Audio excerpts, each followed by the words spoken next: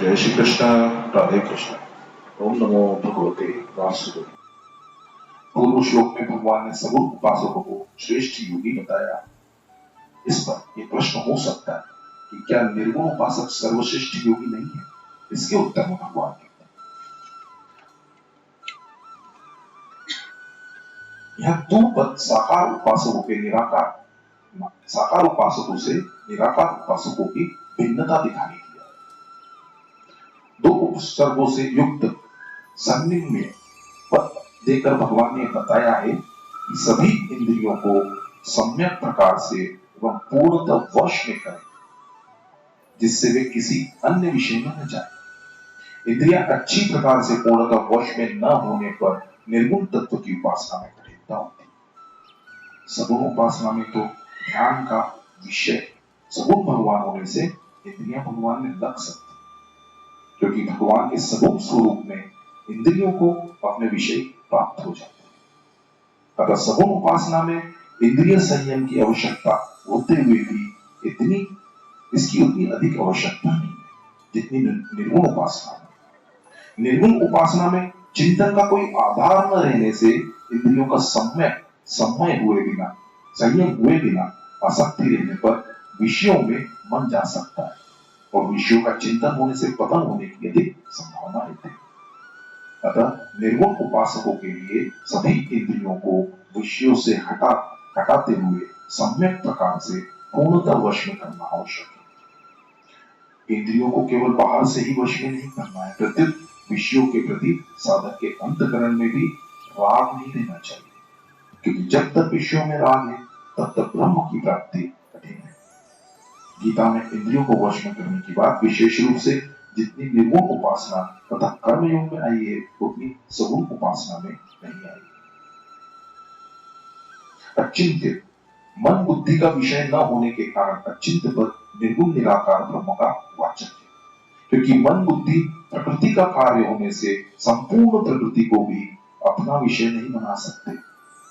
फिर प्रकृति से अधिक परमात्मा इनका विषय बन ही कैसे सकते? प्राकृतिक पदार्थ मात्र चिंत्य और परमात्मा प्रकृति से अतीत होने के कारण संपूर्ण चिंत्य पदार्थों से भी अधिक विलक्षण है। प्रकृति की सहायता के बिना उनका चिंतन वर्णन नहीं किया जा सकता, अतः परमात्मा को स्वयं करण निरपेक्ष ज्ञान से ही जाना जा सकता है। प्रकृति के कार्य मन बुद्धि आदि कारण सापेक्ष ज्ञान से नहीं जाना जा सकता।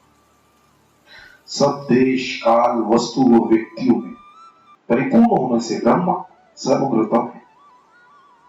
सर्वव्यापी होने के कारण वो सीमित मन बुद्धि इंद्रियों से ग्रहण नहीं किए जा सकते। जिसे निरंता से नहीं बताया जा सकता अर्थात जो भाषा वाणी आदि का विषय नहीं है वह अनिर्दिष्ट है।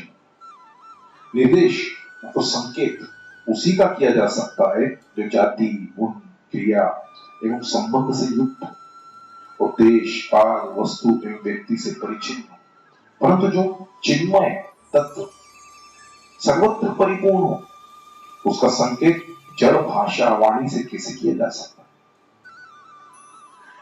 कूटस्थम यह पद निर्विकार सदा एक रस रहने वाले सच्चिदानंदन ब्रह्म का वाचक है। सभी देश काल वस्तु व्यक्ति आदि में रहते हुए भी वह तत्व सदा निर्विकार और निर्लिप्त रहता है।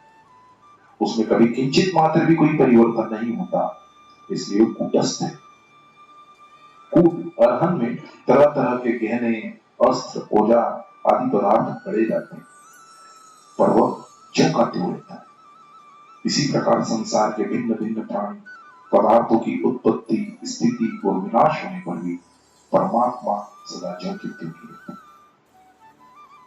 अच्छा, यह पद आने जाने की क्रिया से सर्वथा वही ब्रह्म का वाचक है। प्रकृति जल है, वो ब्रह्म अचल है। ध्रुव जिसकी सत्ता निश्चित सत्य और नित्य है उसको ध्रुव कहते हैं। सच्चिदानंद ब्रह्म सत्ता रूप से सर्वत्र विद्यमान रहने से ध्रुव है। निर्गुण ब्रह्मा के 8 विशेषणों में सबसे महत्वपूर्ण विशेषण ध्रुव है।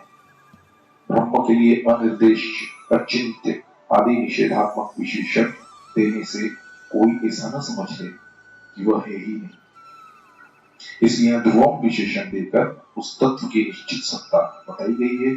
उस तत्व का कभी किंचित मात्र भी अभाव नहीं होता, उसकी सत्ता से ही असत संसार को सत्ता मिल रही है। अक्षरम, जिसका कभी शरण अर्थात विनाश नहीं होता तथा जिसमें कभी कोई कमी नहीं आती, वो सच्चिदानंद ब्रह्म अक्षरम है। अव्यक्तम, जो व्यक्त न हो अर्थात मन बुद्धि इंद्रियों का विषय न हो और जिसका कोई रूप या आकार न हो, उसको अव्यक्त कहा गया है। पर्युपासते, यह पद यहाँ निर्गुण उपासकों की सम्यक उपासना का बोधक है। शरीर सहित संपूर्ण पदार्थ और कर्मों में वासना तथा अहम भाव अभाव, अहम भाव का अभाव तथा भाव रूप सच्चिदानंद परमात्मा में अभिन्न भाव से नित्य निरंतर दृढ़ स्थित रहना ही उपासना करना है। इन श्लोकों में 8 विशेषण से जिस विशेष वस्तु तत्व का लक्ष्य कराया गया है और उससे जो विशेष वस्तु समझ में आती है, वो बुद्धि विशिष्ट ब्रह्म का ही स्वरूप है, जो कि पूर्ण नहीं है, क्योंकि लक्षण और विशेषणों से रहित निर्गुण निर्विशेष ब्रह्म का स्वरूप जो बुद्धि से अतीत है, किसी भी प्रकार से पूर्णतः बुद्धि आदि का विषय नहीं हो सकता। हाँ, इन विशेषणों का लक्ष्य रखकर जो उपासना की जाती है और निर्गुण ब्रह्म की ही उपासना है, और इसके परिणाम में प्राप्ति भी निर्गुण ब्रह्म की ही होती है। परमात्मा को तत्व से समझाने के लिए 2 प्रकार के विशेषण दिए जाते हैं, निषेधात्मक और विध्यात्मक। परमात्मा के अक्षर, निर्देश, अव्यक्त, अचिंत्य, अचल, अव्यय, असीम, अपार, अविनाशी आदि विशेषण निषेधात्मक है और सर्वव्यापी, कूटस्थ, ध्रुव, सत, चित, आनंद आदि विशेषण विध्यात्मक है। परमात्मा के निषेधात्मक विशेषणों का तात्पर्य प्रकृति से परमात्मा की असंगता बताना है और विध्यात्मक विशेषणों का तात्पर्य परमात्मा की स्वतंत्र सत्ता बताना। परमात्मा तत्व सांसारिक प्रवृत्ति और निवृत्ति दोनों से परे, सहज निवृत्त और दोनों को समान रूप से प्रकाशित करने वाला है। इसे निरपेक्ष परमात्मा तत्व का लक्ष्य कराने के लिए और बुद्धि को परमात्मा के नजदीक पहुंचाने के लिए ही भिन्न भिन्न विशेषणों से परमात्मा का वर्णन लक्ष्य किया जाता है। गीता में परमात्मा और जीवात्मा के स्वरूप का वर्णन प्राय समान ही मिलता है।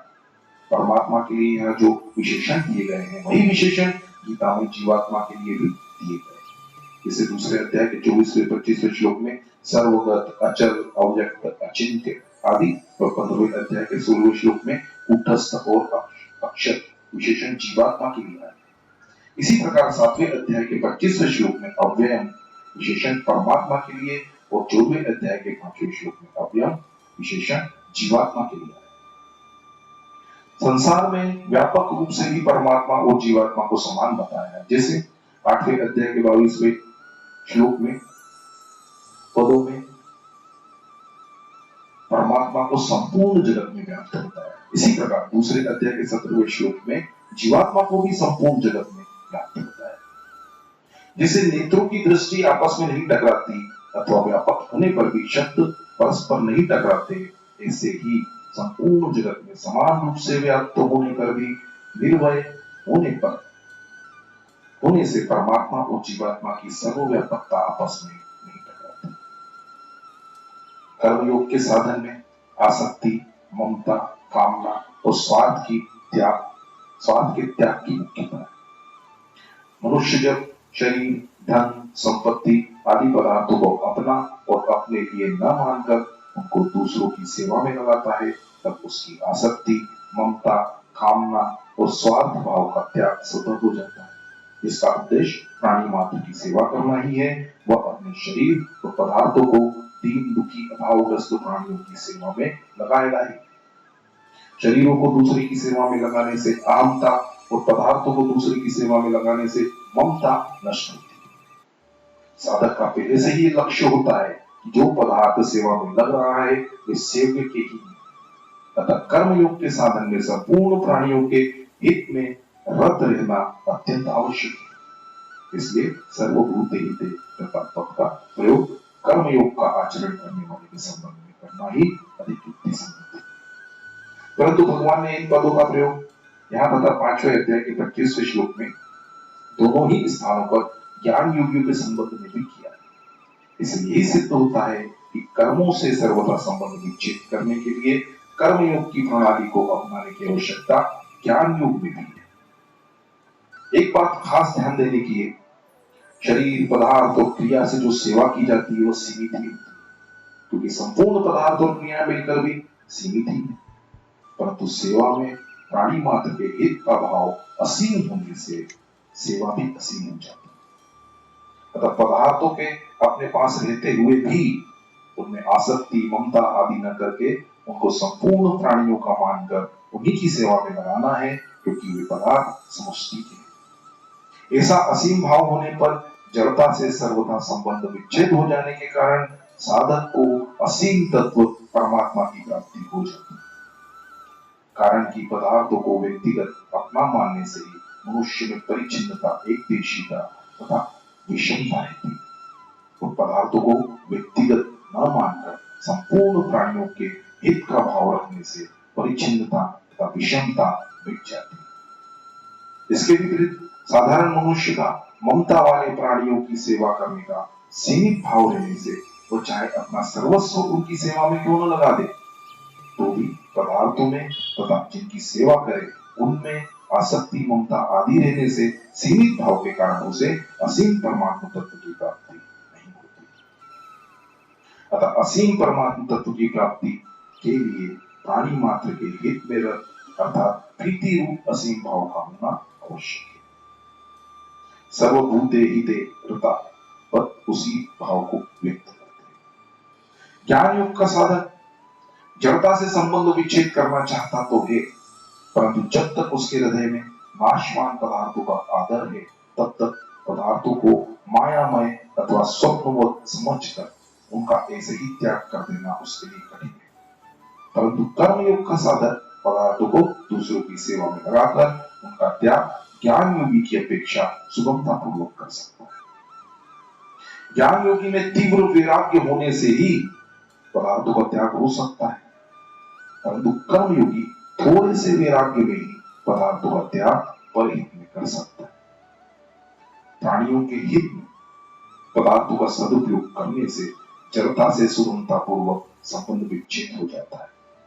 भगवान ने यहाँ सर्वभूते हिते तथा पत्ते कर ही बताया है कि प्राणी मात्र के हित में रत रहने से पदार्थों के प्रति आदर बुद्धि रहते हुए भी जड़ता से संबंध विच्छेद सुगमता पूर्वक हो जाएगा।